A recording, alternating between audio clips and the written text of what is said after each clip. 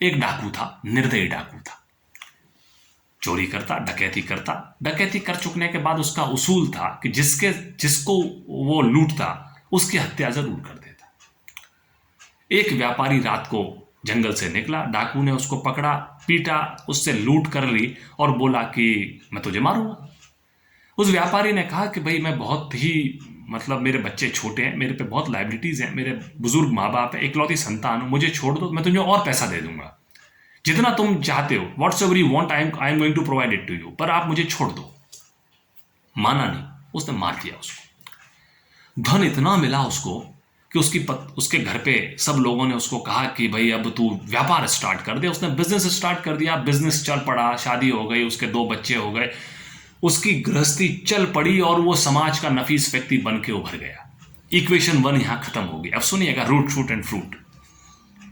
उसका लड़का 15 वर्ष का हुआ, तब थोड़ा उसकी तबीयत बिगड़ी, लेकिन वो ठीक हो गई। 20 ईयर्स की एज में, 21 की ईयर्स की एज होने के बाद में, पुराना जमाना था, उसने उसका विवाह कर दिया। विवाह होने के 1 महीने बाद ही उस डाकू का बेटा ऐसा बीमार पड़ा, सारे डॉक्टर से और हकीमों को बुलाने के बावजूद भी वो ठीक नहीं हुआ।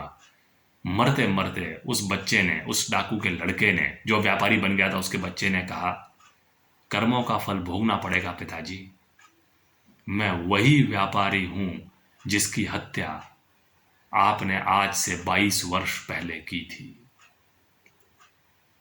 मैं उसी का पुनर्जन्म हूं।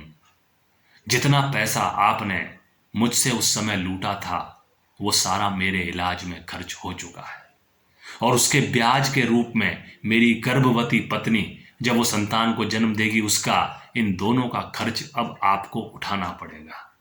और एक पिता के कंधे पर बेटे के जनाजे का दुख आपको बोनस के रूप में मिलेगा।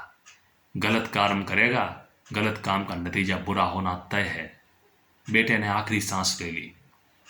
वो तथाकथित डाकू जो व्यापारी बन चुका था, वो समझ गया कि कर्मों का फल मिलना तय है।